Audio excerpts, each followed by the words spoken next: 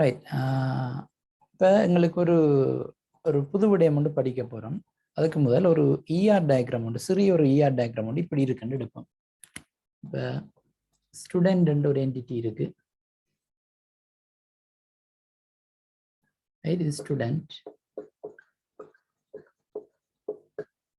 அங்கே எங்களுக்கு சப்ஜெக்ட் ஒரு என்டிட்டி இருக்கு.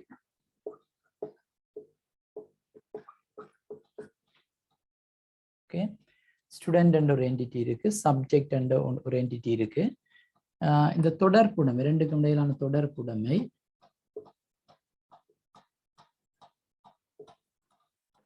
இதுல நான் இப்படி எழுதுறேன். obtain marks for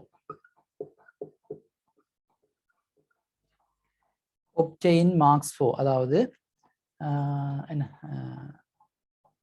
புள்ளி பெற்றுக்கொண்ட புள்ளிகள், அல்லது அதாவது இங்க ஸ்டூடெண்ட் இருக்குது, இங்க சப்ஜெக்ட் இருக்கு, ரெண்டுக்கும் இடையிலான தொடர்பு ஸ்டூடெண்ட் சப்ஜெக்டுக்கு பெற்றுக்கொண்ட புள்ளிகள் என்ற முறையில தான் அந்த தொடர்பு இருக்கு. அதாவது ஸ்டூடெண்ட் சப்ஜெக்டை படிக்கிறாருன்னு நான் இதுல தெரியல, ஃபாலோ அண்டோ ஸ்டடி அண்டோ தெரியல. ஒப்டெயின் மார்க்ஸ் ஃபோ, அதாவது இந்த ஸ்டூடெண்ட் இந்த பாடங்களுக்கு புள்ளிகளை பெறுறது தான் இந்த தொடர்புடன். ரைட் தானே? மாணவர்கள் பாடங்களுக்கு புள்ளிகளை பெறுவது தொடர்பாகத்தான் நாங்கள் இந்த தொடர்புடமே விவரிக்கிறோம். ரைட். அப்ப இப்படி உங்களுக்கு இந்த என்டிட்டியில ரெண்டு பண்பு தெரியணும்னு வைப்போம். இப்ப ஸ்டூடெண்ட் ஐடி, இது பிரைமரி கீ. அதே போல ஸ்டூடெண்ட் நேம் தெரியணும்னு வைப்போம், நேம். ஓகே, அதே போல அங்கால சப்ஜெக்ட் டேபிள பார்த்தீங்கன்னு சொன்னா அங்கேயும் சப்ஜெக்ட் ஐடி தெரியணும். SUB ஐடி என்று போறேன், SUB ஐடி. அதே போல அது பிரைமரி கீ. அதே போல சப்ஜெக்ட் நேம் தெரியணும்னு வைப்போம், எஸ் நேம் வைப்போம், இல்லை SUB name. Okay, SUB name. பழைய கவனிங்க, இதுல ஸ்டூடெண்ட் டேபிள், இதுல ரெண்டு என்டிட்டி, ரெண்டு அட்ரிபியூட் இருக்குது. STID நேம், அது சப்ஜெக்ட் டேபிள், அதுல ரெண்டு என்டிட்டி இருக்கு. நாங்க ரிலேஷன்ஷிப்பை மெனி டு மெனி என்று வைப்போம். Okay, many to many. அப்ப அது இந்த மீனிங் என்னன்னு சொன்னா, ஒரு ஸ்டூடெண்ட் பல பாடங்களுக்கு மார்க்ஸை பெறுவார். சரிதானே? நல்லா கவனித்துக் கொள்ளணும். இந்த தொடர்புடைமையில எழுதப்படுற சொல்ல வச்சு கொண்டுதான் நாங்கள் அந்த தொடர்புடைமையை அமைக்கும். இப்ப நீங்க எப்படி சொல்லக்கூடாது, ஒரு ஸ்டூடெண்ட் பல பாடங்களை படிப்பார்ன்னு சொல்லக்கூடாது. ஏன்? ஸ்டூடெண்ட்டுக்கும் சப்ஜெக்டுக்கும் இடையிலான தொடர்பு ஸ்டடியோ ஃபாலோவோன்னு தெரியல, படிக்கிறதோ அல்லது தொடர்றதோ கற்கிறதோன்னு தெரியல. அவர் தந்தது obtain marks for, அதாவது பாடங்களுக்கு புள்ளிகளை பெறுவது சம்பந்தமானதான் தொடர்பு ஏற்படுத்தப்பட்டிருக்கு. அப்ப நீங்க என்னன்னு சொல்லுவீங்க, ஒரு ஸ்டூடெண்ட், அங்க மெனி என்று இருந்தாலும் ஒரு ஸ்டூடெண்ட் பல பாடங்களுக்கு மார்க்ஸை பெறுவார். சரி, அதே மாதிரி நீங்க ஒப்போசிட்டா பாத்தீங்கன்னா ஒரு சப்ஜெக்டுக்கு பல மாணவர்கள் மார்க்ஸை பெறுவார்கள். ஓகே, ஒரு சப்ஜெக்டுக்கு பல மாணவர்கள் மார்க்ஸை பெறுவார்கள். இதுதான் தொடர்புடன். சரிதானே? ரைட். இப்ப நான் ஏன் இதை கொண்டு வந்தேன்னு சொன்னா, இப்ப இதை காட்டுறேன்னு சொன்னா, இப்ப உங்களுக்கு ஒரு கேள்வி தரேன் வைங்க. என்னன்னு சொன்னா, இப்ப ஒரு பண்பு உண்டை இதுல சேர்த்து காட்ட சொல்லி உங்கள்ட்ட கேட்க போயணும். ஒரு அட்ரிபியூட் உண்டை இதுல எங்க சேர்ப்பீங்கன்னு கேட்க போயணும். அந்த அட்ரிபியூட் என்னன்னா, இப்படி ஒரு வசனம் தெரியணும். அதாவது ஒரு மாணவன் குறித்த ஒரு பாடத்துக்கு பெற்றுக்கொண்ட புள்ளியை காட்டுவது இந்த படத்திலே குறித்து காட்டுக. சரிதானே? திருப்பி வசனம் சொல்றேன். ஒரு மாணவன் குறித்த ஒரு பாடத்தில் பெற்றுக்கொண்ட புள்ளியை இந்த ER வரிப்படத்தில் குறித்து காட்டுக. உங்களுக்கு நல்லா விளங்கும். இந்த வசனத்தை வாசிக்க இது ஒரு பண்பு. ஏன்? பெற்றுக்கொண்ட புள்ளி தானே, புள்ளி என்று தான் பெறப்போகுது, மார்க்ஸ். இல்ல மார்க்ஸ் obtained அப்படின்னு சொல்லலாம், மார்க்ஸ் என்று சொல்லுவோம் சுருக்கமா. ஆனா அங்க வடிவம் உங்களுக்கு தெளிவா சொல்லியிருக்கிறார். ஒரு மாணவன் குறித்த ஒரு பாடத்தில் பெற்றுக்கொண்ட புள்ளியை இந்த ER வரிப்படத்தில் குறித்து காட்டுக. சரிதானே? ரைட். இப்ப எங்களுக்கு இருக்கிற பிரச்சனை என்னன்னு சொன்னா, உங்களுக்கு தெரியும் 2 என்டிட்டி இருக்கு. வளமை எங்களுக்கு தெரியும் என்டிட்டியில தான் நாங்க பண்புகளை குறிப்பிடுறாங்க. அப்ப நான் இப்ப சொன்ன பண்பை ஸ்டூடெண்ட் அண்ட் என்டிட்டியில குறிப்பீங்க, அல்லது சப்ஜெக்ட் அண்ட் என்டிட்டியில குறிப்பீங்க. இப்படிதான் நீங்க சிந்திப்பீங்க. ஆனால் இந்த ரெண்டிலையும் இதை நீங்க குறிக்க முடியாதுன்றது இப்ப உங்களுக்கு விளங்கணும். ஏன்னு சொன்னா, நான் சிம்பிளா உங்களுக்கு விளங்கப்படுத்துறேன். கவனிங்க. இப்ப இது மெனி டு மெனி ரிலேஷன்ஷிப் தானே? Many to many relationship. அப்ப இந்த மெனி டு மெனி ரிலேஷன்ஷிப்பை நாங்க போன கிளாஸ்ல என்ன ரிலேஷனல் டேட்டா பேஸா மாத்தினம் தானே, தொடர்பு நிலை தரவுத்தளமா மாத்தினம் தானே பிள்ளைகள்? அப்படி மாத்தி பாருங்க. அப்படி மாத்தி பார்க்க எப்படி வரும் இருக்க சொல்லுங்க.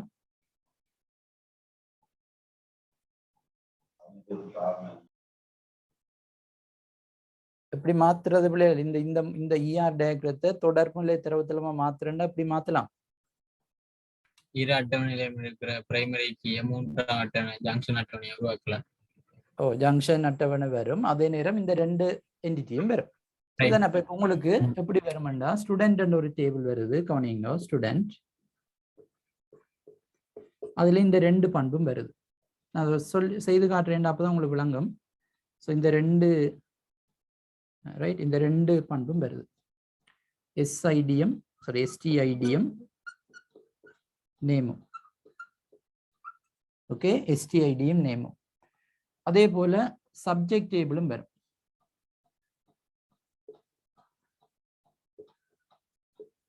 இது சப்ஜெக்ட். அதில் பார்த்தீங்கன்னா எஸ்யூபி ஐடி வரும், சப்ஜெக்ட் நேம் வரும். சரி, இதில் இது பிரைமரி கீ, இதில் இது பிரைமரி கீ. Okay right. இப்போ நீங்கள் என்ன செய்யணும், இதில் நாங்கள் இந்த டேபிளின் பிரைமரி கீயையும் அந்த டேபிளின் பிரைமரி கீயையும் எடுத்து நாங்கள் ஒரு மூன்றாவது அட்டவணையை போடுறோம்.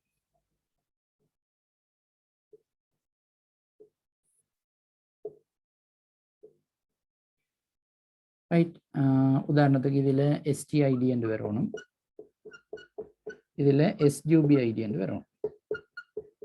சரிதானே? இது நீங்கள் நேம் கொடுக்குறேன்டா என்ன, ஸ்டூடெண்ட் சப்ஜெக்ட் அல்லது மார்க்ஸ் ஒப்டெயின்ட் அப்படி ஏதாவது கொடுக்கலாம். இதில் மார்க்ஸை தானே காட்ட போகிறோம். ரைட், பார்ப்போம் ரெண்டு மார்க்ஸ் என்று கொடுக்குறோம் சுருக்கமாக. சரிதானே? பேரை பற்றி நாங்கள் பார்ப்போம். சரி, இப்போ இதை வச்சுக்கொண்டு யோசிங்க. இப்போ நாங்கள் என்ன செய்துட்டோம், இந்த தரப்பட்ட இஆர் டயக்ரத்தை தொடர்பு நிலை தரவுத்தளம், அதாவது ரிலேஷனல் டேட்டா பேஸாக கன்வெர்ட் பண்ணிட்டோம். எப்படி கன்வெர்ட் பண்ணுறது நாங்கள் போன கிளாஸில் படிச்சோம். சரிதானே? போன கிளாஸில் படிச்சுட்டோம். ஸோ இப்போ நீங்கள் பாருங்க, இப்போ நான் சொன்ன அந்த பண்பு திருப்பி சொல்கிறேன். ஒரு மாணவன் குறித்த ஒரு பாடத்துக்கு பெற்றுக்கொண்ட புள்ளியை இந்த இஆர் வரிப்படத்தில் எங்கே காட்டுவீங்கன்னு தான் கேட்ட கேள்வி. சரி, இப்போ யோசி பாருங்க, இந்த அட்டவணையில காட்டலாமா, இந்த அட்டவணையில மார்க்ஸ் என்று போட்டு காட்டலாமா?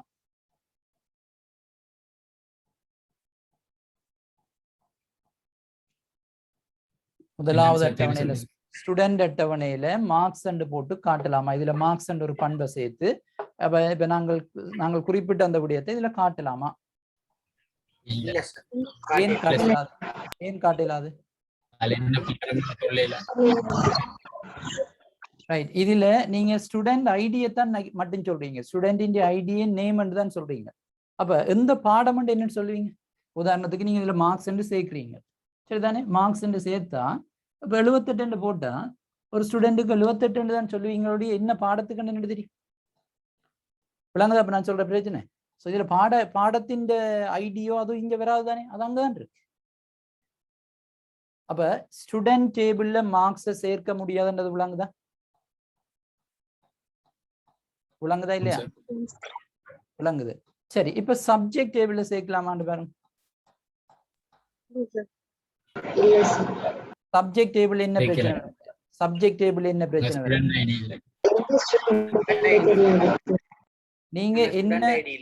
நீங்க என்ன சப்ஜெக்ட் சொல்லுவீங்களா? அங்க உதாரணத்துக்கு இதுல சப்ஜெக்ட் ஐடி போட்டு நேம் போடுவீங்களா? ஆனா எந்த ஸ்டூடெண்ட் பேட்டு காட்டலாது, ஸ்டூடெண்ட் ஐடி அங்க நாங்க காட்டலாது, அங்க கொண்டு வரலாது, மெனி டு மெனி தானே. அப்ப இதுல நீங்க மார்க்ஸை கொண்டு வர்றது கூட பொருத்தம் இல்லை. காரணம், அதுல ஸ்டூடெண்ட் ஐடி இல்லை. இங்க கொண்டு வர முடியாம போனது இங்க சப்ஜெக்ட் ஐடி இல்லை. அப்ப இந்த ரெண்டு பண்பிலையும் உங்களால காட்டலாது. சரி, ரெண்டு என்டிட்டிலையும் உங்களால காட்டலாது. அப்ப வளமையாக என்ன செய்யறாங்க, என்டிட்டிலாம் காட்டுனாங்க. பண்பு நினைஞ்சு பாருங்க, வளமையாக எல்லா பண்பும் நாங்க என்டிட்டில காட்டுனாங்க. ஆனால் இந்த பண்பு, இந்த மார்க்ஸ் என்ற ஒரு பண்பு இருக்குத்தானே, அதை கொண்டு வந்து நாங்கள் இந்த அட்டவணையெல்லாம் காட்டப்போறோம். இந்த மிடில் டேபிள் இருக்குத்தானே, இந்த ஜங்ஷன் டேபிள், இதுல தான் காட்டப்போறோம். இதுல நீங்க இப்ப இருக்க மார்க்ஸை போட்டுட்டு காட்டலாமான்னு பாருங்க, அது சக்சஸ்ஃபுல்லா வருமான்னு பாருங்க. மார்க்ஸை காட்டலாமா? இப்ப காட்டலாமா? என்ன நீங்க மார்க்ஸ் என்று போட்டுட்டு இதுல ஒரு ஸ்டூடெண்ட் ஐடி, அவற்ற சப்ஜெக்ட் ஐடி, அவற்ற மார்க்ஸ். அப்ப நான் கேட்ட அந்த விடயம் திருப்தி செய்யப்படுதானே? ஒரு மாணவன் குறித்த ஒரு பாடத்துல பெற்றுக்கொண்ட புள்ளியை காட்டுறோம். அப்ப அந்த மாணவന്റെ ஐடி, அந்த குறித்தப்பட்ட பாடத்தின் ஐடி, அவற்ற மார்க்ஸ். அப்ப இந்த நாங்கள் தொடர்பு நிலை தரவுத்தளமா மாத்திட்டோம்னு சொன்னா உங்களுக்கு நல்லா விளங்குது. இந்த பண்பு மார்க்ஸ் என்ற பண்பை இந்த அட்டவணையிலான் சேர்க்கணும். ஆனா வினா இது இல்லை. வினா என்ன, இந்த இஆர் டயக்ரத்துல எங்க காட்டுவீங்கன்னு தான் கேட்டது. இதுல இப்ப நான் உங்களுக்கு இஆர் டயக்ரத்துல எங்க காட்டுறேன்னு சொன்னா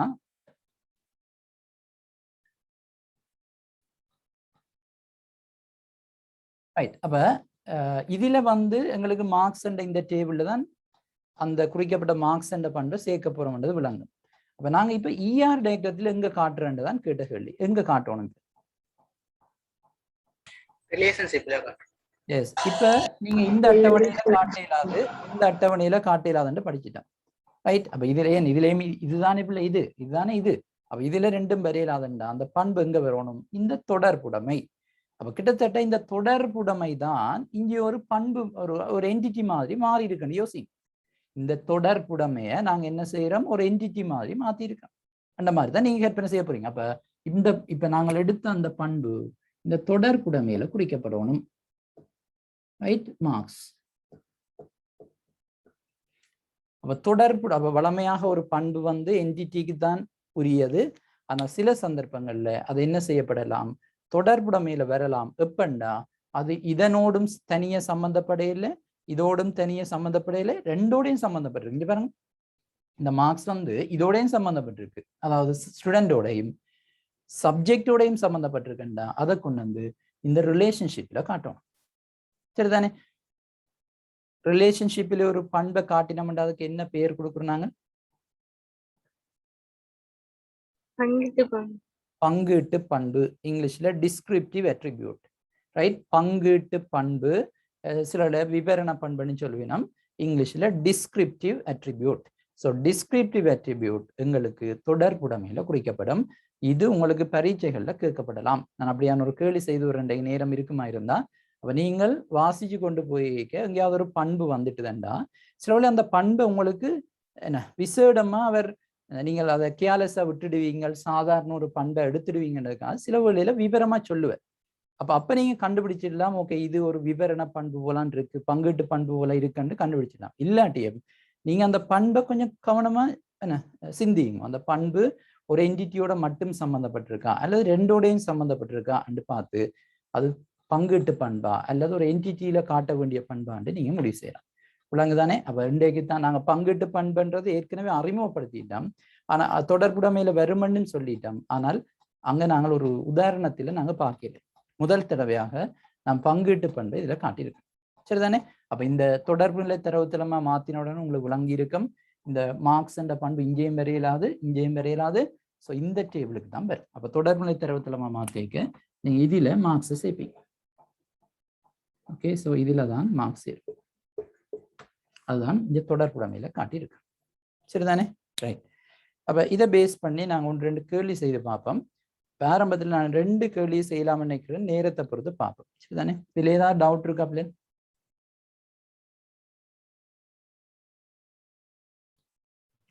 இப்போ இப்போ மார்க்ஸ் நாங்க ஸ்கீமா முறையில எழுதுறேன் இந்த மாதிரி.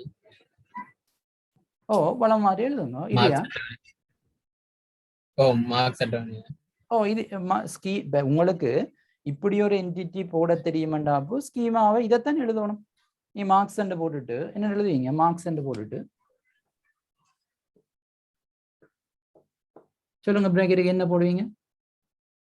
Student ID, STID, STID, sub ID, marks, marks. இப்போ எஸ்டிஐடிக்கும் சப் ஐடிக்கும் நாங்க சேர்த்து அந்த எஸ் ரெண்டுமே உங்களுக்கு கொம்போசிட்டா தானே வரும். கீ என்ன தனியா எஸ்டிஐடி வராது, அதை ரிப்பீட் பண்ணும்.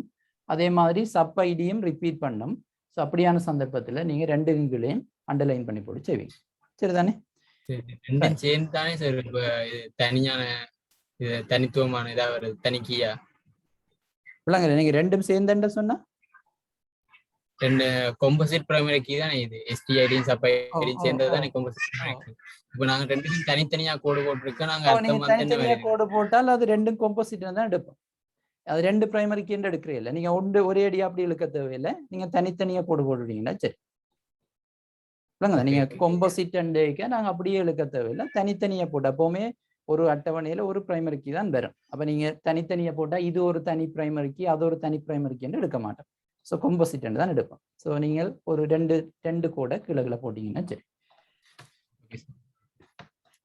ரைட். இப்ப இதை பேஸ் பண்ணி இப்போ உங்களுக்கு 2 விடயத்துல நான் ஒரு ப்ராக்டிஸ் கொஸ்டின் செய்யணும். ஒன்று இதுல, மற்றது அண்டு படிக்க அந்த ஸ்கீமா இல்லை. ஸோ ஸ்கீமா ஓரளவு உங்களுக்கு ப்ராக்டிஸ்ல இருக்கும்.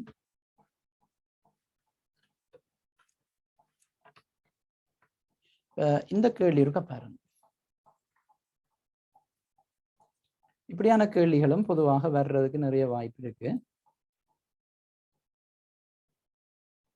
இந்த கேள்வியை பாருங்க, அப்படியே ஒரு பாஸ் பேப்பர் கேள்வி. நினைக்கிறேன் 2014 ரைட், 2014. இப்போ இது ஸ்ட்ரக்சர்ல வந்த கேள்வி. எஸ்ஐல கேள்வி வித்தியாசம். எஸ்ஐல வளமையானதானா இஆர் டயக்ராம் வரைகிறது. இது அந்த தமிழ் மிஸ்டேக் இருக்கு, யாரோ டைப் பண்ணி நண்டபடியா. ரைட். தொடர்பு நிலை தரவுத்தளத்தில் உள்ள 2 அட்டவணைகள் கீழே உள்ளவாறு உங்களுக்கு தரப்பட்டுள்ளதாக கருதுக. ரைட். அப்ப இது ஒரு என்டிட்டி பிள்ளைகள், இது ஒரு என்டிட்டி, 2 என்டிட்டி உங்களுக்கு தரப்பட்டிருக்கு. ரிலேஷனல் டேட்டாபேஸ் நீங்க செக் பண்ணி பார்க்கலாம். இல்லை ஹவுஸ் ஐடி, அங்கே நேம், அங்கே ஸ்டூடெண்ட் ஐடி, இது ஹவுஸ் டேபிளா, அது மேலே பேர் வச்சிருக்கணும். இதில் நினைக்கிறேன் இதில் தவறுதலாக டைப் பண்ணப்படையில. ஸோ இது ஹவுஸ் ஐடி, இது நேம். அங்கால ஸ்டூடெண்ட் டேபிள், அதில் student ID, name, grade, house ID. அப்போ இந்த 2 டேபிளுக்கும் உங்களுக்கு தெரியும் ரிலேஷன்ஷிப் இருக்கு. என்னென்னா 2 டேபிளையும் ஹவுஸ் ஐடி இருக்கு, சரிதானே? 2 டேபிளையும் ஹவுஸ் ஐடி இருக்கு. ஸோ அப்போ எங்களுக்கு ரிலேஷன்ஷிப் இருக்குன்னு தெரியும். கேட்ட கேள்வி இருக்கா பாருங்க.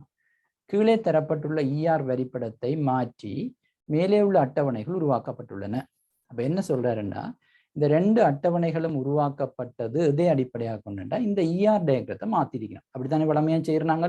இஆர் டயக்ரத்தை வரைந்து அதை நாங்கள் தொடர்பு நிலை தரவுத்தளமா மாத்தினாத்தான் நாங்கள் டேட்டா பேஸை கம்ப்யூட்டர்ல கிரியேட் பண்ணலாம். நீங்க இஆர் டயக்ரத்தை அப்படியே வச்சுக்கொண்டு நீங்கள் என்ன செய்யலாது, கம்ப்யூட்டர்ல டேட்டா பேஸை உருவாக்கலாம். அப்ப நீங்க இதை முதல் ரிலேஷனல் டேட்டா பேஸை மாற்றி போட்டு தான் நீங்க பிறகு ப்ராக்டிக்கலாக டேட்டா பேஸை உருவாக்குவீங்க. அப்ப உங்களுக்கு இஆர் டயக்ராம் தரப்பட்டிருக்கு, அதை மாற்றித்தான் இந்த 2 அட்டவணையும் வந்ததுன்னு சொல்லப்படுது. ரைட். கேட்ட கேள்வி என்னன்னா, இஆர் வரிப்படத்தில் ABCDE என்பவற்றுக்கு பொருத்தமான முகப்பு அடையாளங்களை அல்லது அவசியமான தகவல்களை இனங்கண்டு கீழே உள்ள இடைவெளிகளை நிரப்புக. என்ன சொல்றேன், இதுல பாருங்க ABC, இதுல 2 எழுத்து வந்திருக்கணும் பிள்ளைகள், விடுபட்டுடுது. இது டி, இது இ, சரிதானே? இது டி, இது இ.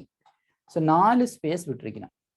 இந்த 4ஐயும் நீங்க ஃபில் பண்ணணும், விளங்குதானே? இது பேப்பர் கொஸ்டின் சரியா இருந்தது, இது யாரோ டைப் பண்ணபடியா நிறைய எழுத்து பிழைகள் இருக்கு, சில விடயங்கள் மிஸ் ஆயிருக்கு. ஸோ நான் அதை திருத்திக் கொள்றேன் இப்ப. ஸோ இது டி, இது இ, அங்கால ஏபிசி இருக்கு. ஸோ 5 இடைவெளிகளை நீங்க இப்ப நிரப்பணும். ஸோ எப்படி நிரப்புறேன்னு பார்ப்போம், விளங்குதானே? அப்ப இப்போ உங்களுக்கு இது இந்த பிளாங்க்ஸ் நிரப்பணும் வேண்டாம், மேலே இருக்கிற அந்த என்ன டேபிள் ஸ்டாண்டு மிக முக்கியமானது. அதை பாவிச்சு தான் நீங்க நிரப்ப வேண்டி இருக்கு. Okay, right. இப்ப முதல் பாருங்க, ஹவுஸ் டேபிள் இங்க இருக்கு. ஹவுஸ் டேபிள்ல ஹவுஸ் ஐடி அங்க தந்திருக்கு, நேம் தந்திருக்கு. ஒரு விடையை நல்லா கவனிச்சு கொள்ளுங்க. நாங்கள் இஆர் டயக்ராம் வரையக்க அந்த கொமெண்ட் பண்பு, கொமெண்ட் ஃபீல்டு இருக்கு தானே, அது எழுதுறையில். ரைட். அந்த 2 அட்டவணையிலையும் இருக்கக்கூடிய பொது பண்பை நாங்கள் இஆர் டயக்ராத்துல காட்டுறதில்லை. ஆனால் ரிலேஷனல் டேட்டா பேஸா மாத்தினா பிறகு அதை காட்டணும், கட்டாயமா காட்டணும். அதுக்காக இஆர் டயக்ராத்துல அந்த பொது பண்பை காட்டக்கூடாதுன்னு சொல்லி ஒரு விதி இல்லை. பொதுவாக நாங்கள் அதை காட்ட மாட்டோம், சரிதானே? அப்ப காட்டினா பிழையண்டு எடுக்க இயலாது. ஆனால் பொதுவாக இஆர் டயக்ராத்துல அந்த கொமெண்ட் ஃபீல்டு அல்ல கொமெண்ட் அட்ரிபியூட் வராது. ஆனா ரிலேஷனல் டேட்டா பேஸில் அது வந்திருக்கும். அப்ப கட்டாயமா பாருங்க, இதுல ஹவுஸ் ஐடி வந்திருக்கு, இங்க ஹவுஸ் ஐடி வந்திருக்கு. ஆனால் இந்த 2 அட்டவணையிலையும் இந்த இஆர் டயக்ராத்துல இருக்கிற அந்த 2 என்டிட்டிலையும் ஹவுஸ் ஐடி இருக்குமாண்டா இல்ல, விளங்குதானே? இந்த இதுல ரிலேஷனல் டேட்டா பேஸ்ல ஹவுஸ் ஐடி இருக்கு 2லையும். ஆனா அந்த ஹவுஸ் ஐடி வந்து இஆர் டயக்ராத்துல இருக்கிற 2 என்டிட்டிலையும் பெறாது, ஏதோ ஒன்றுலாம் பெறப்போகுது. ஸோ நாங்க தான் கண்டுபிடிக்கணும். பெரிய கஷ்டம் இல்லை இது. இதுல கூடி நான் நினைக்கிறேன் பிளவுட் நம்பிளையால் இது ஹவுஸ் ஐடி என்று வந்திருக்கணும், சரிதானே? இது ஹவுஸ் ஐடி, இங்கிலீஷ் மீடியம் பேப்பர்ல சரியா இருக்கும். இது இந்த டைப் பண்ண இது ஹவுஸ் ஐடி, என் ஹவுஸ் டேபிள் ஹவுஸ் ஐடி. அப்ப ஏ என்னவா இருக்கணும்? ஹவுஸ் டேபிள பாருங்க, என்ன நேம் மட்டும்தான் அதுல இருக்கு. அப்ப கட்டாயமா இது நேம் தான். நாங்கள் பிறகு வேணுமெண்டா கன்ஃபார்ம் பண்ணுவோமா, இதுல குழப்பம் இல்லை, இது நேம் தான். சரி, இது நேம். சரி, அடுத்த பார்த்தீங்கன்னா ஸ்டூடெண்ட் டேபிள பாருங்க. ஸ்டூடெண்ட், இதுவும் ஸ்டூடெண்ட் ஐடி, சரியா, student ID. Student ID, right. அடுத்த பார்த்தீங்கன்னா 2 ஸ்பேஸ் இருக்கு. அப்ப அந்த 2 ஸ்பேஸ்லயும் என்ன வரணும்? நேமும் கிரேடு தான் வரணும். இந்த ஹவுஸ் ஐடி இதுல வர போறது இல்லை. அப்புறம் நீங்க இதுல குழப்பம் அடைய தேவையில்லை. என்ன, ஸ்டூடெண்ட் டேபிள்ல தொடர்புல தரவுத்தளமா மாத்தின உடனே ஹவுஸ் ஐடி இருக்குது. ஸோ அந்த ஹவுஸ் ஐடியும் இதுல வருமே என்று நீங்க யோசிக்க கூடாது. ஹவுஸ் ஐடி ஆல்ரெடி இங்க எழுதிட்டேன், சரிதானே? அப்ப அது இங்க வர போறது இல்லை. நான் கடைசியா கன்ஃபார்ம் பண்ணியும் பார்ப்போம். அப்ப பி வந்து உண்டில் நேமா இருக்கணும், அல்ல கிரேடா இருக்கணும். நீங்க எதையும் எழுதலாம். என்ன, எங்களுக்கு சரியா தெரியாதானே பிள்ளைகள், பி வந்து நேம் சரியா சொல்லிடலாம். அப்ப நேமா இருக்கலாம், இல்ல கிரேடா இருக்கலாம். ஓகே, நாங்க நேம் போடுவோமே, பி வந்து நேம். ஸோ பி, அப்ப நீங்க பிக்கு கிரேட் போட்டாலும் ஏற்றுக்கொள்ளுங்க, ஏதோ உண்டு. ஸோ பிக்கு நேம் போட்டா சி கிரேடா இருக்கும், சரிதானே? கிரேடா இருக்கும்.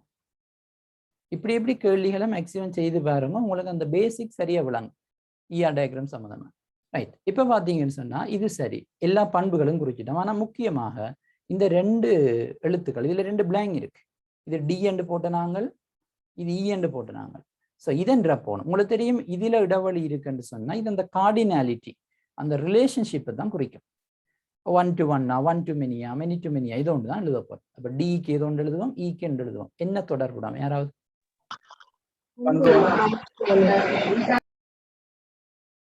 விளங்கல? ஒரு ஆள் கதைச்சாதான் விளங்க, ஒரே நேரத்தில் எல்லாரும் கதைச்சா விளங்காது. 1 to 1, 1 to 1, 1 to many, many to many. 1 to many, sir. 1 to many என்றால் எங்கால் பக்கம் 1, எங்கால் பக்கம் many. Many to many, sir. Student side okay, கவனிங்க, நான் சொல்றேன். ஸோ இதுல நீங்க எப்படி கண்டுபிடிக்கணும்?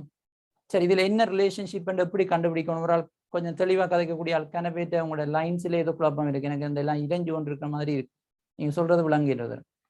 இது இந்த ரிலேஷன்ஷிப் எப்படி கண்டுபிடிக்கிறது? 1 to 1, 1 to many, many to many. house ID foreign here. ஓ, ஹவுஸ் ஐடி வந்து இந்த டேபிள்ல பிரைமரி கீ, இந்த டேபிள்ல ஃபாரின் கீ, சரிதானே? 1 second. இந்த ஸ்டூடெண்ட் டேபிள்ல house ID primary key, subject house டேபிள்ல house ID primary key, student டேபிள்ல அது ஃபாரின் கீ. நான் சும்மா பாக்ஸ் போடுறேன்னா ஃபாரின் கீ. அப்ப நீங்க எப்படி ரிலேஷன்ஷிப் கண்டுபிடிக்கிறேன்னு சொன்னான், இப்ப நீங்கள் ஹவுஸ் ஐடி, ஹவுஸ் டேபிள் இருக்கு தானே, அதுல இருக்கிற ஒரு house ID, right? HS1 house, இந்த இது ஸ்டூடெண்ட் டேபிள் இருக்கு தானே, அதுல எத்தனை தரம் வருதுன்னு பாருங்க. HS1 இந்த ID, house ID student table எத்தனை தரம் வருதுன்னு பாருங்க. எத்தனை தரம் வருது? 1. ஒரு கத்தம் வருது, சரிதானே? ஒரு கத்தம் வருது. அதே மாதிரி HS2 இந்த தரவை பாருங்க, அது எத்தனை தரம் வருது? ஒரு கத். அதே மாதிரி HS3 என்ற ஒரு டேட்டாவும் இங்க ஒரு கத் வருது. HS4 என்ற டேட்டாவும் ஒரு க வருது. அப்ப ஹவுஸ் டேபிள்ல இருக்கிற ஒரு ஹவுஸ் ஐடி, ரைட், ஒரு ஹவுஸ் ஐடிக்கு சமனான ஒரு ஹவுஸ் ஐடி தான் ஸ்டூடெண்ட் டேபிள்ல இருக்கு. அப்ப நீங்க எடுத்த உடனே நீங்க என்ன செய்யக்கூடாது? 1 to 1 என்ற முடிவுக்கு வரக்கூடாது. ஏன் 1 to 1 என்ற முடிவுக்கு வரக்கூடாது? உங்களுக்கு தெரியும், இந்த ஸ்டூடெண்ட் டேபிள் என்ன இருக்கு? ஸ்டூடெண்டின் ஐடியும் அவன் ஹவுஸும். அப்ப நிச்சயமா உங்களுக்கு தெரியும், ஸ்டூடெண்ட் ஐடி இதுல 4 இருக்கு. இது மாதிரி இன்னும் டேட்டா இருக்கலாம் இல்லையா? இன்னும் வேற டேட்டா இருக்கலாம். அப்ப இந்த ஹவுஸ் ஐடி ரிப்பீட் பண்றதுக்கு நிறைய வாய்ப்பு இருக்கு. ஏனண்டா ஒரு ஹவுஸ், இது ஸ்கூலின் ஹவுஸ் பிள்ளைலாம், ஸ்கூல்ல இருக்கிற ஹவுஸ். அப்ப இது ஸ்கூல்ல இருக்கிற ஹவுஸ் நேம்ஸ் என்ன, சிங்கள நேம்ஸ் போட்டிருக்கீங்க. அப்ப ஒரு ஹவுஸ்ல எத்தனையோ பிள்ளைகள் இருப்பீங்க. இப்ப HS1 என்ற ஒரு ஹவுஸ்ல ரஞ்சித் மட்டுமா இருக்க போய் யோசி பாருங்க. ஸோ எத்தனையோ பேர் இருப்பினா, அப்ப HS1 திருப்பி கட்டாம வரும். இந்த எங்களுக்கு தரப்பட்டிருக்கிற இந்த சாம்பிள் டேட்டாவில் அது வரையில்லை, ஆனா கட்டாயமாக HS1 திருப்பி வரலாம். HS1 திருப்பி வந்தால் பாருங்க, நீங்க இங்க ஹவுஸ் ஐடியில இருக்கிற ஒரு ஹவுஸ் ஐடிக்கு சமனான பல ரைட் பல ஹவுஸ் ஐடி ஸ்டூடெண்ட் டேபிள்ல இருக்கு. ஸோ 1 to many விளங்குதா? ஹவுஸ் டேபிள்ல இருக்கிற ஒரு ஹவுஸ் ஐடி HS1 அதே ஒத்த எத்தனை ஹவுஸ் ஐடி வந்து ஸ்டூடெண்ட் டேபிள்ல இருக்குன்னு பாருங்க. HS1 இதுலயும் இருக்கு, HS1 இதுலயும் இருக்கு. இது மாதிரி எத்தனையோ தான் இருக்கு. HS1 அண்ட் இல்லை எத்தனையோ எல்லா ஹவுஸும் திருப்பி திருப்பி ரைட். ஏன்னா இது ஒரு ஸ்டூடெண்ட் டேபிளும் ஹவுஸ் டேபிள். அப்ப ஸ்டூடெண்ட் டேபிள்ல இருக்கிற ஒரு டேட்டா ஹவுஸ் டேபிள் இருக்கிற ஒரு டேட்டா ஸ்டூடெண்ட் டேபிள்ல பல தரம் பெறும். 1 to many. இப்போ நீங்க என்ன செய்யணும்? மாறி செக் பண்ணி பார்க்கணும். எப்படி? இங்க இருந்து இங்க ஸ்டூடெண்ட் டேபிள்ல இருந்து ஹவுஸ் டேபிளுக்கு போங்க. சரிதானே? இங்க போங்க. இங்க போய்க்க பாத்தீங்கன்னா இந்த HS1 ஒரு தரவு ஹவுஸ் டேபிள்ல பாருங்க ஒரு கதம்பர். ஓகே, ஸ்டூடெண்ட் டேபிள்ல இருக்கிற HS1 ஒரு டேட்டா ஸ்டூடெண்ட் ஹவுஸ் டேபிள்ல ஒரு கதம்பர். ஏன்னா அது பிரைமரிக்கு ஹவுஸ் டேபிள்ல ஹவுஸ் ஐடி பிரைமரிக்கு திருப்பி வராது. அதே மாதிரி ஸ்டூடெண்ட் டேபிள்ல இருக்கிற HS2 ஒரு டேட்டா ஹவுஸ் டேபிள் ஒரு கதம்பர். ஸ்டூடெண்ட் டேபிள்ல இருக்கிற HS3 ஒரு டேட்டா ஹவுஸ் டேபிள் ஒரு கதம்பர். இது மாதிரி தான் எல்லாம். அப்ப ஸ்டூடெண்ட் டேபிள்ல இருக்கிற ஒரு டேட்டா ஹவுஸ் டேபிள் ஒரு கதம்பர்.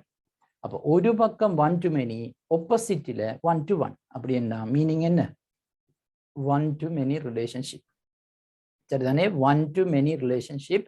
எந்த பக்கம் 1 வரணும்? ஹவுஸ் டேபிள் பக்கம் 1, ஸ்டூடெண்ட் டேபிள் பக்கம் many. அப்ப D-க்கு 1, E-க்கு many. விளங்குதா நான் எப்படி செய்யறேன்? திருப்பி விளங்கல? ஜதார்த்தம் பார்க்கத்தான் வேணுமா? ஓ, அப்படித்தான் பார்க்கணும். ஏனண்டா இந்த ஒரு ஸ்டூடெண்ட் டேபிள்ல அப்போ 4 ஸ்டூடெண்டா இருப்பேன். யோசிப்பேன், ஒரு ஸ்டூடெண்ட் டேபிள்ல 4 ஸ்டூடெண்ட் இருக்க போறது இல்லையே. ஏன்னா ஸ்டூடெண்ட்ஸ் வந்து நிச்சயமா கன பேர் இருப்பினும். அவ கன பேர் இருந்தா அவை ஒவ்வொருவரும் வேற ஒரு ஹவுஸுக்கு தான் உரியாக்களா இருப்பினும். இது எங்களுக்கு ஒரு சாம்பிள் டேபிள் தந்திருக்கிறோம். என்ன ஒரு பார்ட் தந்திருக்கேன். அப்ப இதுல இது மாதிரி இன்னும் எத்தனையோ டேட்டா கீழே வரலாம். அப்ப அப்படி வரைக்க நிச்சயமா ஹவுஸ் திருப்பி வரும். என்ன ஹவுஸ் திருப்பி வர்றது யதார்த்தம் தானே. ஒரு ஹவுஸ்ல எத்தனையோ மாணவர்கள் இருப்பேன். அப்ப அப்படி வரைக்க உங்களை இதுல வந்ததை மட்டும் வச்சுக்கொண்டு பார்க்காது. அது உங்களுக்கு யூனிக்கா போட்டிருப்பேன். வேண்டாம் உங்களை குழப்பறது போடலாம், அல்ல சில இதை ரிப்பீட் பண்ணி கூடி போடலாம். அவர் அது அவைண்ட விருப்பம். அப்ப நாங்க தான் செக் பண்ணி பார்க்கணும். சாதாரண ஒரு ஹவுஸ்ல பல மாணவர்கள் இருக்கிறது தான் யதார்த்தம். அப்ப ஹவுஸ் ஐடி திருப்பி வரும். ரைட், இப்படி ஒரு HS1 ஒரு ஐடி திருப்பி வரும். அப்படி வரும்னு வச்சுக்கோங்க. நீங்க பார்க்கணும் இங்க இருக்கிற ஒரு டேட்டா இங்க 2 தரம் வருது. சரிதானே? அப்ப ஸ்டூடெண்ட் ஹவுஸ் டேபிள்ல இருக்கிற டேட்டா ஸ்டூடெண்ட் டேபிள்ல பல தரம் வருது. அதே மாதிரி ஒப்போசிட்டா பார்க்க ஸ்டூடெண்ட் டேபிள்ல இருக்கிற ஒரு டேட்டா ஹவுஸ் டேபிள்ல ஒரே ஒரு சந்தர்ப்பத்தில் வரும். ஏன்? அது பிரைமரி கீ. அப்ப ஸ்டூடெண்ட் ஹவுஸ் பக்கம் 1ம் ஸ்டூடெண்ட் பக்கம் மெனியும் போடுவீங்க.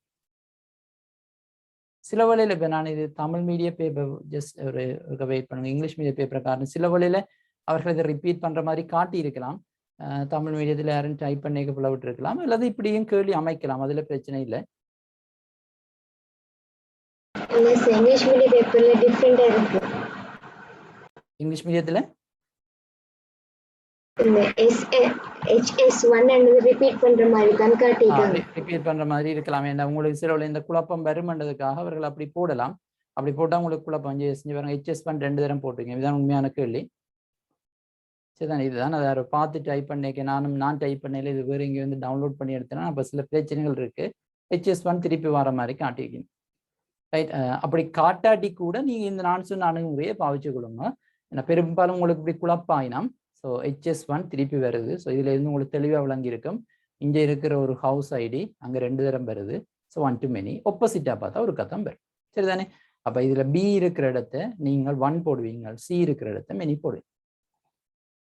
விளங்குதானே? அதே மாதிரி இப்போ உங்களுக்கு விளங்கி இருக்கும். என்ன இந்த இப்போ நீங்க மாறி இப்போ நாங்க படிச்சுனாங்க தானே இவ்வளவு மாறி நீங்க யோசிச்சு பார்க்கலாம். உண்மை இந்த ஹவுஸ் ஐடி இருக்குத்தானே ஸ்டூடெண்ட் டேபிள்ல, அது உண்மையாக என்ன ஸ்டூடெண்ட் டேபிளுக்குரியது இல்லை. அது ஹவுஸ் டேபிளுக்குரியதான் ஹவுஸ் ஐடி. ஆனால் நாங்கள் ஸ்டூடெண்ட் டேபிள்ல கொண்டு வந்து அதை அதை ஃபாரின் கீயாக சேர்த்திருக்கிறோம். காரணம் தொடர்புடம் ஏற்படுத்துறது. அப்ப இப்போ உங்களுக்கு விளங்கும். நாங்க போன கிளாஸ்ல பார்த்தோம். இப்போ உங்களுக்கு இதுதான் இந்த ER டயக்ராம் தான் தந்திருக்கேன்னு வைங்க. இந்த ER டயக்ராத்தை தந்துட்டு ரிலேஷனல் டேட்டாபேஸை மாத்திக்க நாங்க என்ன செய்யறாங்க? 1 பக்கம் இருக்கிற இதானே 1 பக்கம் இருக்கிற பிரைமரி கீயை மெனி பக்கத்துக்கு கொண்டு வரணும். ஸோ 1 பக்கம் இருக்கிற பிரைமரி கீ யார்? House ID. இதை மெனி பக்கத்துக்கு கொண்டு வரணுமாண்டா என்ன? ஸ்டூடெண்ட் டேபிள் சேர்க்கணும். அதான் சேர்த்திருக்கேன். நீங்க கன்ஃபார்ம் பண்ணியும் பார்க்கலாம். விளங்குதான் நான் சொல்றது. இஆர் டயக்ரத்தை தந்துட்டு அதை தொடர்புல தரவுத்தளமா மாத்த சொன்னா நாங்கள் அந்த கொமன் ஃபீல்டு ஆட் பண்ணிக்க எப்படி ஆட் பண்றதுன்றது நான் போன கிளாஸ்ல சொன்னேன். இப்ப இதுல பிரைமரிக்கு இது ரைட், இதுல பிரைமரிக்கு ஸ்டூடெண்ட் ஐடி. அப்ப நீங்க என்ன செய்ய தேவையில்லை, இப்போ ஒரு குழப்பம் வரும், இந்த ஸ்டூடெண்ட் ஐடியை இங்க கொண்டு வர ஹவுஸுக்கு அல்ல ஹவுஸ் ஐடியை கொண்டு வந்து ஸ்டூடெண்ட் டேபிளுக்கு கொண்டு வரதாண்டு. அப்போ இலகுவா உங்களுக்கு விளங்கப்படுத்தி விட்டு நான் ஒன் சைடில் இருக்கிற பிரைமரி கீயை கொண்டு வந்து மெனி சைடு கொண்டு போவோம். அப்போ மெனி சைடுண்டா இது ஸ்டூடெண்ட் சைடு தானே, அதால தான் ஸ்டூடெண்ட் டேபிளில் ஹவுஸ் ஐடி வந்திருக்கு. நீங்க படிச்சதை கன்ஃபார்ம் பண்ணியும் பார்க்கலாம். விளங்குதானே? ஸோ இதுதான் இந்த கேள்வி. இப்படியான சின்ன சின்ன கேள்விகளை இயல்பான மட்டும் ப்ராக்டிஸ் பண்ணிக்கொள்ளுங்க. என்னன்னு சொன்னா ஸ்ட்ரக்சர் கேள்விகள் பெரும்பாலும் இப்படி வரதுக்கு நிறைய வாய்ப்பு இருக்கு. சரிதானே? ரைட். ஸோ இன்னொரு கேள்வி பார்ப்போம்.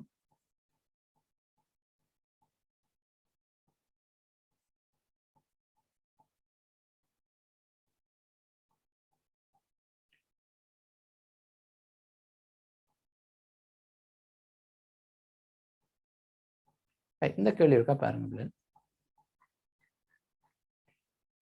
இந்த கேள்வி இதுவும் ஸ்ட்ரக்சர் கேள்வி 2019ல.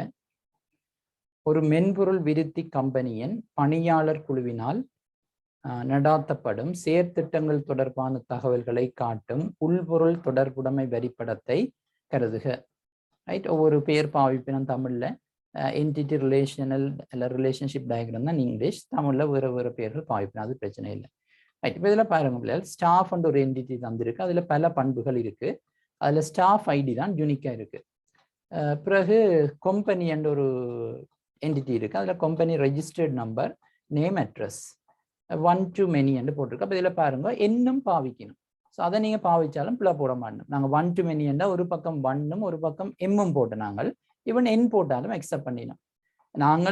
நாங்கள் எழுதுறேன்டா one to M one M அண்டே எழுதுங்க ஒன் டு மெனி, ஆனால் எண்ணம் ஏற்றுக்கொள்ளினம்ன்றதை நீங்கள் விளங்கிக்கொள்ளும். அதே மாதிரி மெனி டு மெனி என்றால் கட்டாயமாக ஒரு பக்கம் எண் எழுதணும்னு சொன்னேன், எந்த பக்கம் எழுதினாலும் ஓகே. எம்ப்ளாயிஸ் போட்டிருக்கணும், அதாவது கம்பெனியில ஸ்டாஃப் என்ன ஒரு வேலைக்கு அமர்த்தப்படினம்ன்ற மாதிரி மீனிங். சரி, அது பிறகு பார்ப்போம். One to many staff work for project, அதாவது ஸ்டாஃப் ப்ரொஜெக்டுக்காக ஒர்க் பண்ணினோம் என்ற மீனிங். அது மெனி டு மெனின்னு சொல்லப்பட்டிருக்கு. அது மீனிங் எல்லாம் பிறகு பார்ப்போம். ஸோ ப்ரொஜெக்ட் என்ற டேபிளில் ப்ரொஜெக்ட் ஐடி தான் யூனிக்காக இருக்கு, யூனிக் கீ அட்ரிபியூட், மற்ற வேறு ஒரு அட்ரிபியூட்ஸ் இருக்கு. அதே மாதிரி ப்ரொஜெக்டை நாங்கள் கம்பெனியோடைய முனைக்கிறோம். கம்பெனி கண்டக்ட் ப்ரொஜெக்ட், அதாவது அந்த கம்பெனி ப்ரொஜெக்டை நடாத்துது என்ற மீனிங்கில் ஒன் டு மெனி போட்டிருக்கு. சரி தானே, ஒரு கம்பெனி பல ப்ரொஜெக்ட் நடத்துகிற மாதிரி போட்டிருக்கு. சரி, நான் கேள்வி இருக்கா பார்ப்போம். இந்த ரெண்டு கேள்வி பார்க்க போகிறோம். முதலாவது பாருங்க, இலகுவான கேள்வி. பணியாளர் குழுவின் ஒவ்வொரு உறுப்பினரும் பணியாற்றும் ஒவ்வொரு செயற்திட்டத்திற்குமான மணித்தியால எண்ணிக்கை பதியப்படுகின்றது. உரிய குறியீட்டுடனும் முகப்படையாளத்துடனும் பண்பு number of hours NOOF hours ER வரிப்படத்தின் உரிய இடத்தில் வரைக. திருப்பி பாருங்க, பணியாளர் குழுவின் ஒவ்வொரு உறுப்பினரும், அப்போ பணியாளர் குழுவின் ஒவ்வொரு உறுப்பினரும் அங்கே இருப்பார் ஸ்டாஃப் டேபிளில். சரிதான், நீங்கள் இருக்குதான் நேம் ஐடி எல்லாம் இருக்குதான் அங்கே இருப்பினோம். உறுப்பினரும் பணியாற்றும் ஒவ்வொரு செயற்திட்டத்திற்குமான மணித்தியால எண்ணிக்கை பதியப்படுகிறது. செயற்திட்டங்கள் விவரம் அங்கே இருக்கும், இங்கே இருக்கும், ப்ரொஜெக்ட் டேபிளில் இருக்கும். பணியாளர்கிட்ட விவரம் பணியாளர் அட்டவணையில் இருக்கு ஸ்டாஃப் டேபிளில். அவை வேலை செய்கிற ப்ரொஜெக்ட் டீட்டெயில் ப்ரொஜெக்ட் டேபிளில் இருக்கு. சரி, ரைட். ஒவ்வொரு உறுப்பினரும் பணியாற்றும் ஒவ்வொரு செயற்திட்டத்திற்குமான மணித்தியால எண்ணிக்கை, ஒவ்வொரு பணியாளரும் ஒவ்வொரு செயற்திட்டத்துக்கும் வேலை செய்கிற அந்த மணித்தியால எண்ணிக்கை இப்போ பதியப்படணுமா. உரிய குறியீட்டுடனும் முகப்படையாளத்துடனும் பண்பு என்று அவரே தந்துட்டார். உங்களை குழப்ப விடையில பாருங்க, பண்பு என்ற வேர்டு அவரே பாவிச்சிட்டார். பண்பு நம்பர் ஆஃப் ஹவர்ஸை ER வரிப்படத்தின் உரிய இடத்தில் வரைக. அப்போ உங்களுக்கு இப்ப விளங்கும் நம்பர் ஆஃப் ஹவர்ஸ் என்ற ஒரு பண்பை நீங்க இப்ப குறிச்சு காட்டுறோம். அப்போ ஒரு வழியில ஒரு பண்புன்னு சொல்லி இருக்காட்டி இது சம்பந்தமான ஒரு தெளிவான விளக்கம் இல்லாத பிள்ளைகளுக்கு சில குழப்பமா இருக்கு. ஆனா இதுல தந்தாச்சு பண்பண்டு. அப்ப கட்டாயமா எங்களுக்கு விளங்கணும். பண்பண்டா இதுல ஒன்று தொடர்புடைமையில குறிக்கலாம் அல்லது என்டிட்டியில குறிக்கலாம். ஸோ எங்க குறிப்பீங்க? எந்த ரிலேஷன்ஷிப்ல? இந்த ஒர்க் ஃபார் என்ற ரிலேஷன்ஷிப்ல தான் இதை குறிக்கணும். நீங்க ஸ்டாஃபிலையும் இந்த பண்பை குறிக்க முடியாது, ப்ரொஜெக்டிலையும் குறிக்க முடியாது. ஏன் ஸ்டாஃப்லயோ ப்ரொஜெக்ட்லயோ குறிக்க மாட்டீங்க?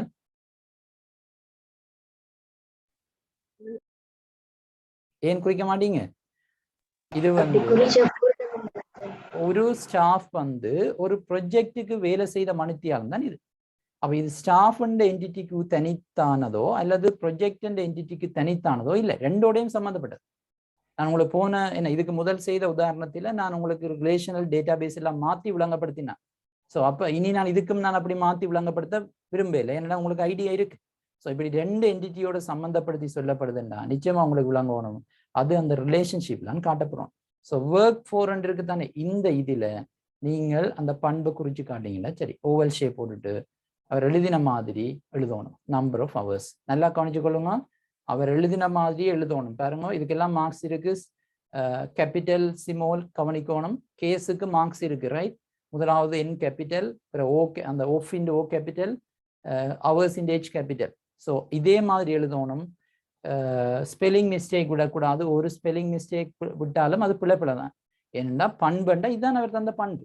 ஸோ நீங்க வித்தியாசப்படுத்தி போட்டு காட்டலாம். அது நினைக்கிறேன் இடைவெளிகள் விட்டால் அதை ஏற்றுக்கொண்டவை. ஆனா நீங்க இடைவெளி கூடி விடாதீங்க. பாருங்க, என்னோ ஆஃப் ஹவர்ஸ் இது ஒரு தனி சொல்லா தான் எழுதியிருக்கேன். ஸோ எங்களோட பாதுகாப்புக்கு நாங்கள் எந்த ஒரு பிள்ளையும் விடாம எக்ஸாம் பேப்பர்ல எப்படி தந்தினமோ அதை அப்படியே எழுதுவோம், ரைட்? இடைவெளியை விட வேண்டாம். கேஸ் இருக்கு தானே, அப்ப case, lower case, small letters, capital letters, அதே அதில் எப்படி தந்திருக்கோ அதே மாதிரி எழுதுவோம். ஸ்பெல்லிங் எந்த ஒரு பிள்ளையும் விடக்கூடாது. அதே அப்படியே நீங்க இதில் எழுதினா சரி, ஓகே தானே? அப்ப இது ஒரு பங்கீட்டு பண்பை பற்றி வருது. அப்ப உங்களுக்கு விளங்கம் வாசிச்சு கொண்டு போய் பிள்ளைகள் கொஞ்சம் கண்டுபிடிச்சிருவீங்க. பாருங்க, அந்த அவரும் அதை விசேடப்படுத்தி ஒரு கேள்வியா தாரார். அப்பவே நீங்க கொஞ்சம் அலர்ட் ஆயிடுவீங்க. ஓகே, இது ஒரு விசேடமான ஒரு பண்பை பற்றி தான் கதைக்கிறார் போல கண்டது உங்களுக்கு அலர்ட் ஆயிருப்பீங்க. அப்ப அப்படியும் நீங்க ஐடியா எடுக்கலாம். கட்டாயமாக இப்படி விசேடமா தான் கேள்வி கேட்கணும் இல்லை. ஆனா அப்படி அவர் உங்களுக்கு அதுக்கு மார்க்ஸ் போட விரும்புவார். என்ன பங்கிட்டு பண்பை ஒரு தனி இதை எடுத்து அதுக்கு மார்க்ஸ் போட விரும்புவார். அப்படியான சந்தர்ப்பத்தில் அவர் தனி கேள்வி மாதிரி தான் கேட்பீங்க. அப்ப நீங்க கொஞ்சம் அலர்ட் ஆகி கண்டுபிடிச்சிடலாம். இதாத்தான் இருக்குன்னு சொல்லி, ரைட்? இதெல்லாம் சின்ன சின்ன உத்திகள் நீங்க எக்ஸாம்ல பாவிக்கக்கூடியது, ரைட்? அடுத்த கேள்வி கொஞ்சம் பெரிய கேள்வி பார்ப்போம். பாருங்க, இதுதான் உங்களோட மார்க்ஸ் இன் ஆன்சர். பாருங்க, எப்படி ஸ்கீம் இதுதான். சரியான குறியீடு இருக்கணுமா, சரியான எழுத்து இருக்கணுமா, எக்ஸாக்ட் ஸ்பெல்லிங் மற்றும் சரியான எழுத்து பேதம், கரெக்ட் கேஸ் இருக்கணுமா. சில கேஸ் என்ன அப்ப கேஸ், லோவர் கேஸ், இவ்வளோத்தையும் பாவிக்கணும். இவ்வளவு சரியா இருக்கணும். ஸோ அதே மாதிரி இப்படி எழுதியிருந்தீங்கன்னா சரி, ஓகே, ரைட்? கேள்வி பார்ப்போம். இது எல்லாத்தையும் குறிச்சு வச்சுக்கொள்ளுங்க. இதெல்லாம் நீங்க கேர்லெஸ்ஸா விடக்கூடிய பிள்ளைகள்லாம் எக்ஸாம்ல தெரிஞ்சிருக்கும். அவசரப்பட்டு டக்குண்டு அவர் கேபிட்டல்லையும் சிமோலையும் மிக்ஸ் பண்ணி எழுத நீங்க சிமோல் எழுதி போட்டோ அல்லது தனி கேபிட்டல் எழுதி போட்டோ வந்துடுவீங்க. ஸோ இதை கவனிச்சு கொள்ளணும். சரி, இரண்டாவது கேள்வி. ஏற்றுக்கொள்ளப்படும் ஒவ்வொரு செயற்திட்டத்திற்கும் செயற்திட்டத்தின் கால நீட்சிக்காக பணியாளர் குழுவிற்கு ஒரு தற்காலிக அமைவிடம் வாடகைக்கு எடுக்கப்படுகின்றது. திருப்பி வாசிக்கிறேன். ஏற்றுக்கொள்ளப்படும் ஒவ்வொரு செயற்திட்டத்திற்கும் செயற்திட்டத்தின் கால நீட்சிக்காக பணியாளர் குழுவிற்கு ஒரு தற்காலிக அமைவிடம் வாடகைக்கு எடுக்கப்படுகின்றது. ஒவ்வொரு அமைவிடத்திற்கும் உரிமையாளரின் பெயர், தொலைபேசி எண், முகவரி, வாடகை, வாடகைக்கு எடுத்த திகதி, வாடகைக்கு எடுத்த காலம் ஆகியன பதியப்படுகின்றன. ஒரு செயற்திட்டத்திற்கு ஒரு அமைவிடம் மாத்திரம் உண்டு. வாடகைக்கு எடுக்கும் ஒரு அமைவிடம் ஒரு செயற்திட்டத்துக்கு மாத்திரம் பயன்படுத்தப்படுகின்றது. ஒரு குறித்த செயற்திட்டம் முடிவடையும் போது அச்செயற்திட்டத்திற்காக வாடகைக்கு எடுத்த அமைவிடம் விடுவிக்கப்பட்டு உரிமையாளரிடம் கையளிக்கப்படுகின்றது. கேட்ட கேள்வி, உள்பொருள் என்டிட்டி என்றே தந்துட்டார். உள்பொருள் லொக்கேஷனை உரிய பண்புகளுடன் வரிப்படத்தில் பிரதேசம் எக்ஸின் உள்ளே வரைந்து இஆர் வரிப்படத்தின் முதலிமையை காட்டி இணைக்க. என்ன சொல்லப்படுது என்று சொன்னா, இப்ப உங்களுக்கு லொக்கேஷன் என்ற ஒரு என்டிட்டியை இந்த ஸ்பேஸ் இருக்குதான் எக்ஸ் அண்டு போட்டுருக்காதான் இந்த பெரிய இடைவெளி இந்த பாக்ஸ் இதுக்கு காட்டுட்டான். என்டிட்டி அவரே தந்துட்டார். ப்ரொஜெக்ட் என்று உண்டாம், சரி தானே? சாரி, லொக்கேஷன் ப்ரொஜெக்ட் ஏற்கனவே இருக்கு, ரைட்? ப்ரொஜெக்ட் ஏற்கனவே இருக்கு. லொக்கேஷன் ஒன்று ஒரு என்டிட்டியை வரைஞ்சு காட்டுட்டான். அதுக்கு உங்களுக்கு பெரிய ஒரு விவரணம் தந்திருக்கு. நீங்க வாசிச்சு விளங்கி இருப்பீங்க. என்ன சொல்லப்படுதுன்னா, ஒவ்வொரு செயற்திட்டத்துக்கும் லொக்கேஷன் கொடுக்கணுமா. அப்ப உங்களுக்கு தெரியும், செயற்திட்டத்தையும் நாங்க இப்ப லொக்கேஷன் என்ற ஒரு என்டிட்டியை இணைக்கணும். இங்க இருக்கு ப்ரொஜெக்டை நாங்க என்டிட்டியை இணைக்க போறோம். சாரி, லொக்கேஷன் என்ற என்டிட்டியை நாங்கள் இப்ப தொடர்படுத்த போறோம்.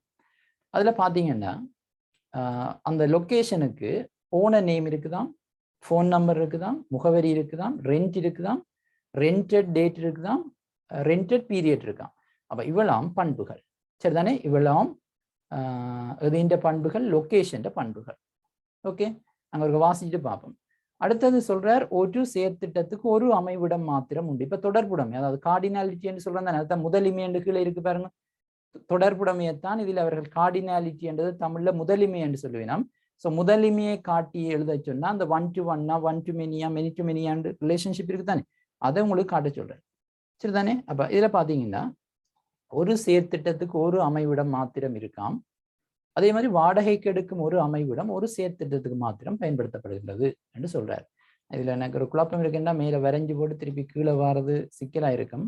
பரவாயில்ல, நான் இப்போ உங்களுக்கு ஐடியாவை சொல்றேன், அப்புறம் நாங்க பார்க்கலாம். அப்ப இதுல நீங்க என்ன செய்வீங்க, இதுல ஒரு என்டிட்டி போடுவீங்க. நான் இந்த போர்டில் எழுதி காட்டையில் அது என்ன சொன்ன ஏற்கனவே எழுதப்பட்டது. அப்ப இதுல போட்டு இதுல லொக்கேஷன் என்று போடுவீங்க. இப்படி லொக்கேஷன் நான் சுருக்கமா போடுறேன்னா லொக்கேஷன். ஸோ ப்ரொஜெக்டையும் லொக்கேஷனையும் இணைப்பீங்க சரிதானே. ப்ரொஜெக்டையும் லொக்கேஷனையும் இணைப்பீங்க ரைட். இணைக்க நீங்க என்ன செய்யணும், சரியான சொல்லை இதுல பாவிக்கணும், வினைச்சொல். அவ என்னத்தை பாவிக்கணுமோ நீங்க அதையே பாவிங்க. என்ன பாவிக்கணும்னு சொன்னா வாடகைக்கு எடுக்கப்படுகிறது. பணியாளர் குழுவிற்கு ஒரு தற்காலிக அமைவிடம் வாடகைக்கு எடுக்கப்படுகின்றது. ஓகே, ஸோ நீங்க வாடகைக்கு எடுத்தல் ரெண்ட் ஃபோ அல்ல ரெண்ட் என்று போடலாம். ஓகே, இதுல ரெண்ட் என்று போடுவீங்க. என்னண்டா ப்ரொஜெக்டுக்கு வாடகைக்கு எடுக்கப்படுது என்ன லொகேஷன், ரைட். ப்ரொஜெக்டுக்காக ரெண்ட் பண்ணப்படுது ஒரு லொகேஷன். அப்ப ரெண்ட் ஃபோ அல்ல ரெண்ட் என்று போடலாம் இந்த லொகேஷன். அப்புறம் என்ன செய்யணும், லொகேஷன் அந்த பண்பு எல்லாத்தையும் காட்டுங்க. நான் இதுல எழுதி காட்டல, ரைட். அதுல கணக்க பண்பு இருந்தது. ஸோ எல்லா பண்பையும் நீங்க இதுல எழுதி காட்டுவீங்க. அது 6 பண்புகள் இருந்தது இல்லையா.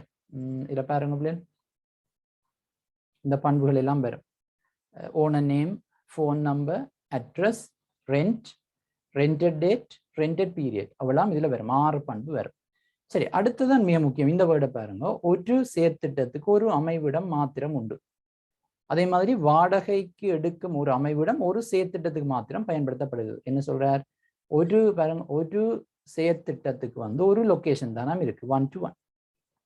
அதே மாதிரி ஒரு லொகேஷன் வாடகைக்கு எடுக்கிற ஒரு லொகேஷன் ஒரு ப்ரொஜெக்டுக்கு மாத்திரம் தான் பயன்படுத்தப்படுது. என்ன தொடர்புடைமை, 1 to 1 அல்லது வேற தொடர்புடைமை? என்ன வாசிச்செல்லாம் விளங்கி இருப்பீங்க. ஒரு தடவை நான் கீழே காட்ட தேவையில்லை. அவர் சொன்னது ஒரு ப்ரொஜெக்டுக்கு ஒரு லொகேஷன் ஒதுக்கப்படுதான்.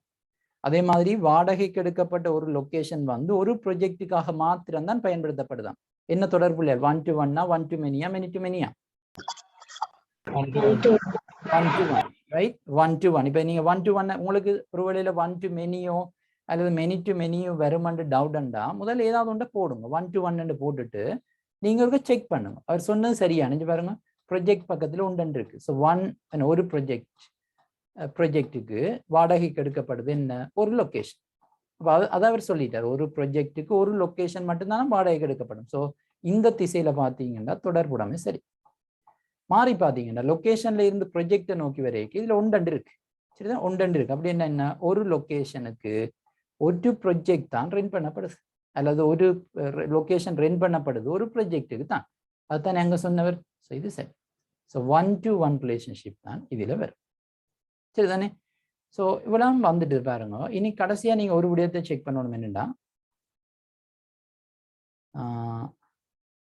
இந்த வசனத்தை இருக்கா பாருங்க. இது ஒரு முக்கியமான ஒரு வசனம். ஒரு குறித்த செயற்திட்டம் முடிவடையும் போது அச்செயற்திட்டத்திற்காக வாடகைக்கு எடுத்த அமைவிடம் விடுவிக்கப்பட்டு உரிமையாளரிடம் கையளிக்கப்படுகின்றது. என்ன சொல்றார், ஒரு குறித்த செயற்திட்டம் முடிவடையும் போது அச்செயற்திட்டத்திற்காக வாடகைக்கு எடுத்த அமைவிடம் விடுவிக்கப்பட்டு உரிமையாளரிடம் கையளிக்கப்படுகின்றது. அண்டா என்ன மீனிங் என்றா, ஒரு ப்ரொஜெக்ட் இல்லையண்டா அந்த லொகேஷன் இல்லை. நான் சொல்ற சரியா, ஒரு ப்ரொஜெக்ட் இல்லை என்று சொன்னா அங்க இருந்த லொகேஷன் இல்லா போகுது. அதானே அதின் அர்த்தம். சரியா இல்லையா அப்படி நான் சொன்னது? ஒரு ப்ரொஜெக்ட் முடிஞ்சுதுண்டா அந்த லொகேஷனை விடுவிச்சு அந்த உரிமையாளர்கிட்ட கொடுத்துட்டோம். ஸோ அப்படியா இருந்தால் ஒரு ப்ரொஜெக்ட் இருந்தா தான் லொகேஷன் இருக்கும். ப்ரொஜெக்ட் இல்லையண்டா லொகேஷன் இல்லாம போயிடும். என்ன சொல்ல வாரார் இதில், யாராவது சொல்லுங்க. வீக் என்டிட்டி பத்தி சொல்லுங்க. எஸ், இதில் அந்த டோட்டல் பார்ட்டிசிபேஷனை பற்றி சொல்கிறேன். ரைட். ஸோ கட்டாயமாக இப்போ வீக் என்டிட்டி ஒன்று வரப்போகுது. ஏனெண்டா இந்த லொக்கேஷன் வந்து பார்த்தீங்கன்னா முழுவதும் ப்ரொஜெக்ட்லாம் தங்கியிருக்கு. சரிதானே? நல்லா கவனிங்க. லொக்கேஷன் வந்து முழுவதும் ப்ரொஜெக்ட்ல இருக்கு. ஏனெண்டா இந்த ப்ரொஜெக்ட் இருந்தால் தான் இந்த லொக்கேஷன் இருக்கு. நாங்கள் தனியாக ஒரு கிளாஸ் படிச்சு நாங்கள் வீக் என்டிட்டிக்கு ரைட். இந்த லொக்கேஷன் இருக்கணுமா இருந்தால் இங்கே ப்ரொஜெக்ட் இருக்கும். ஆனால் உங்களுக்கு தெரியும் ப்ரொஜெக்ட் வந்து என்ன இந்த இந்த இந்த லொக்கேஷன் வந்து வரணுமா இருந்தால் உங்களுக்கு கட்டாயமாக இதில் ஒரு ப்ரொஜெக்ட் வரணும். அந்த ப்ரொஜெக்ட் இல்லைன்னு சொன்னால் அந்த லொக்கேஷன் இல்லாமல் போயிடும். அப்போ இதில் உங்களுக்கு என்ன வரணும்? ஒரு வீக் என்டிட்டி வரணும். வீக் என்டிட்டி வரணும்னா அதில் வந்து பிரைமரி கீ இருக்கக்கூடாது. இதில் பிரைமரி கீ வராது. ஃபோன் நம்பர் என்னது? என்னென்று ஃபோன் நம்பர் பிரைமரி கீயா வருமானு நீங்கள் விவாதிக்கலாதே. ஃபோன் நம்பரை இப்போ ஒரு நாளுமே நாங்கள் பிரைமரி கீயா பாவிக்க மாட்டோம். ஏன் ஃபோன் நம்பரை பிரைமரி கீயா பாவிக்கலாது சொல்லுங்க. அது மல்டி வேல்யூவா இருக்கிறதுனால. இல்லைங்கள?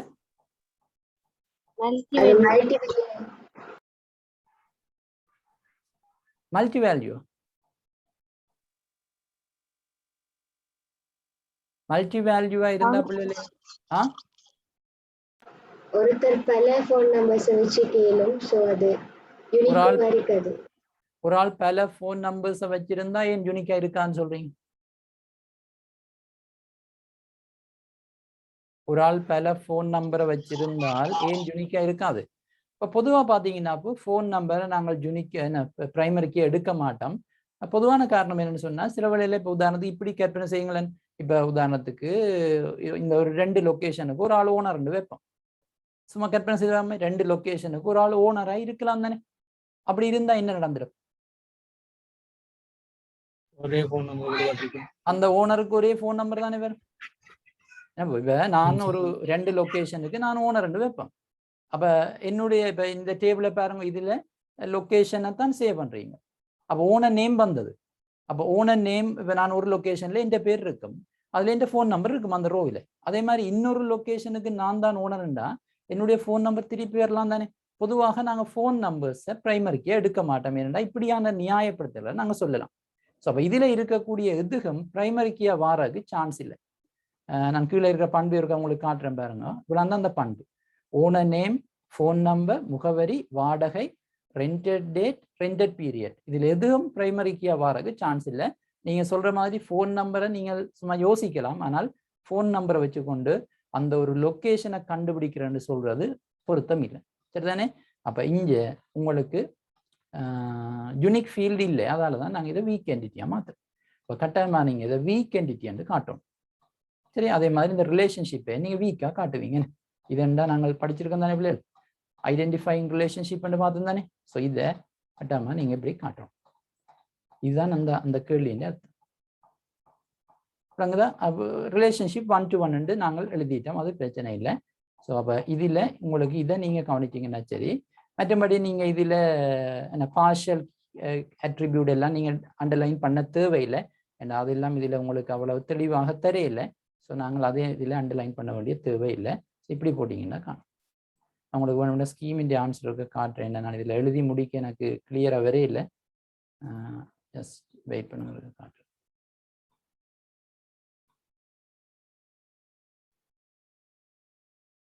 ஓகே, ஸோ இதுதான் ஸ்கீமின் ஆன்சர். பார்த்தீங்கன்னா தெரியும்.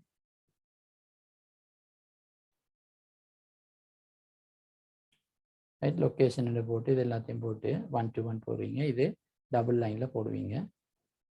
போட்டிங்கன்னா சரி. இவன் இதில் டோட்டல் பார்ட்டிசிபேஷன் கூட அதில் காட்டையில் அதில் மார்க்ஸ் அலோகேட் பண்ணல. ஆனால் டோட்டல் பார்ட்டிசிபேஷன் நீங்கள் இதில் காட்டலாம். அதில் காட்டப்படையில்லை, அவர்கள் அதுக்கு மார்க்ஸ் அலோகேட் பண்ணல. ஸோ அது பிரச்சனை இல்லை, நீங்கள் போடைக்கு அதை காட்டலாம். சரி தானே? மற்றும்படி இந்த ரெண்டே நீங்கள் கவனிச்சிங்கன்னா சரி. லொக்கேஷனுக்கும் லொக்கேஷன் டபுள் இது பாவிப்பீங்க. அதே மாதிரி ரிலேஷன்ஷிப் ஹேஸ் என்று போகிற ஹேஸுக்கு போட்டிங்கன்னா சரி. நாங்கள் 2 போட்ட நாங்கள் அது பிரச்சனை இல்லை. அதில் சொன்ன வேர்டே அப்படியே பாவீங்க. அவை ஹேஸ் என்று தான் இதில் போட்டு காட்டிருக்கணும். அதே மாதிரி நம்பர் ஆஃப் ஹவர்ஸ் இதில் நாங்கள் போட்டு காட்டிக்கணும். முதலாவது கேள்விக்குரியது. அப்போ இப்படியான கேள்விகளும் உங்களுக்கு பொதுவாக வர்றதுக்கு நிறைய மார்க்ஸ் இருக்கு, சாரி நிறைய வாய்ப்புகள் இருக்கு. இதை சரியா பாவிச்சுக்கிட்டீங்கன்னா சரி. நீங்க அப்புறம் செக் பண்ணி பாருங்க, இந்த எப்படி மார்க்ஸ் எல்லாம் அலோவ் பண்ணினோம், அலோகேட் பண்ணினோம்ன்றது உங்களுக்கு விளங்கும். அப்ப இப்படியான விடயங்கள்ல நாங்கள் அந்த வசனத்தை வாசிக்க ஓரளவு எங்களுக்கு விளங்கும், ரைட், ஓரளவு விளங்கும். அதிலே அந்த